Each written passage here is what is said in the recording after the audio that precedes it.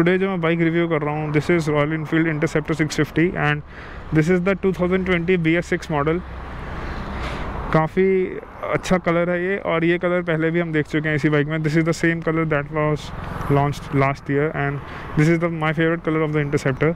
And as you can see the bike is exactly same. The difference is that they have added a catalytic converter into the bike for the BS6 norms, and this front headlamp has been changed. Thus the design of the headlamp has been changed. Just everything is same in the bike. The most amazing and my favorite part of this bike is that this Interceptor comes with Pirelli stock tires, and the brakes are Vibri by Brembo, and these are very good brakes, and it's a very renowned brand. And you can see the radiator here, and this is the air filter of this bike. And above all, everything looks exactly the same. This RPM meter, speedometer, odometer, the looks of the bike are exactly same. Now I will ride it and see that how it feels, if it feels different from the 2019 model. So if you were planning to buy Interceptor in 2019 and you waited till 2020, so I will tell you that if are the bikes any different except the BS6 norms. I will tell you some specifications of the bike. This is a 648cc engine. It's a twin cylinder, and this is the most affordable twin cylinder engine in Indian market right now. Even I would say that this is the most affordable twin cylinder engine that I have seen till date, and it revs amazing, it accelerates amazingly. And if we go into superbike category, that much power is not required in a city, but this much is appropriate for overtaking, for highway cruising. It will comfortably cruise at 140 km/h. I have test rode the Interceptor and the Continental before on the highway for like 10 to 12 hours. I was cruising the bike at 140 all the time, and it was so relaxed, and the engine was so comfortable with that speed. This engine is mated to a transmission that is 6-speed, and it comes with a slipper clutch. Because of the lockdown, they got this bike in March itself, but after that it was just parked. Personally, till now, looking at the bike, I don't see any differences, but let's try and ride it out, how it feels on the road. So let's get going with the ride review of this Interceptor 650.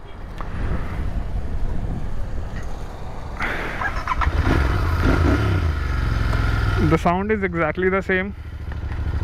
Everything looks neat and clean.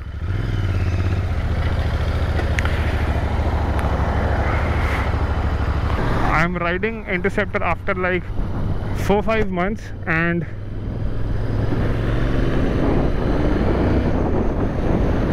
the exhaust note is exactly the same, but I can feel that the bass or the throaty note that it had before has been reduced a bit.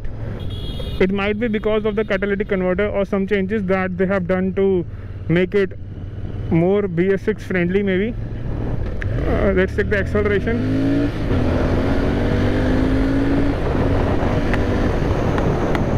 It still accelerates like a... It still accelerates like... The acceleration is still amazing. I still love the exhaust note of this bike, and if we install an aftermarket exhaust on this, it will sound amazing. If there are a lot of exhausts in the market right now, namely Gursevak, that is the best for Interceptor and Continental GT class, you can hear it. Although this is not as comfortable as the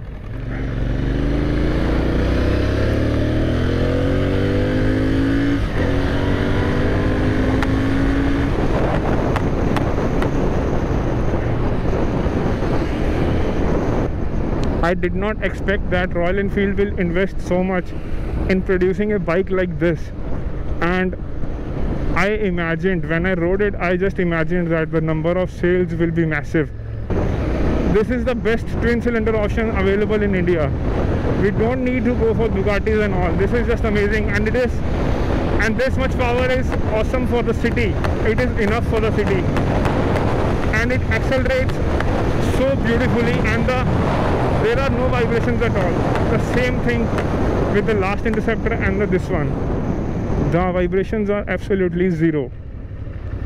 And if I talk about the color scheme, this is amazing. They have launched new colors also. I will show you the color options when I get back to the delivery shop. And I can see if I rev it hard, I'm not able to feel any vibrations even when it is standing. As smooth as a Triumph. Triumph bikes are considered smooth, but this is comparable. The amount of technology, the amount of investment that they have done, it's amazing. Oh god, this is amazing. This bike weighs 220 kgs, and when you are riding it, you cannot feel it. It feels so light and nimble. You can rev it. And so the thing is, Royal Enfield has managed to produce a bike that is very smooth, and above all, it is a wonderful cruiser. And I am desperately waiting for the Himalayan to be launched with a 650cc engine, because I can just imagine the Himalayan is such a popular bike, and if they fit a 650cc engine into it, the sales will grow marginally. I know the price will be on the higher side, but still, enthusiast people who are eager to buy the bikes, they will definitely go for the Himalayan 650. And I will definitely sell my Himalayan 411 and get the 650, because this engine is so refined, and it is more fun to cruise on the highways. When I take it on the highways, it is so smooth and so fun to ride, and the braking is amazing. I can show you that. As you see, it just stops. The discs are so good,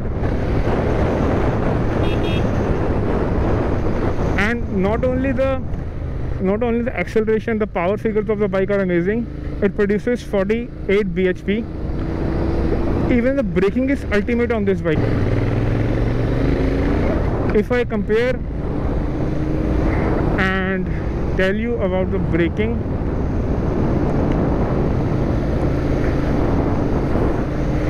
there was a test on the internet, and that test demonstrates the braking difference between the Interceptor and the Duke 390. Braking of this bike was better than the Duke 390. And what more Royal Enfield has to prove? If they have managed to build this, I know that they have long way to go, and they will keep giving us more and more beautiful, wonderful bikes like this. I really appreciate the effort that Royal Enfield had made with the Interceptor and the Continental, basically the 650 twins. And I can say that they have continued to be what they did in 2019. They were able to manage the same into the 2020 model without power loss and the BS6 norms. It's amazing. And the exhaust note of this bike is the same, but a bit on the lower side. The throatiness is not there, but it's amazing.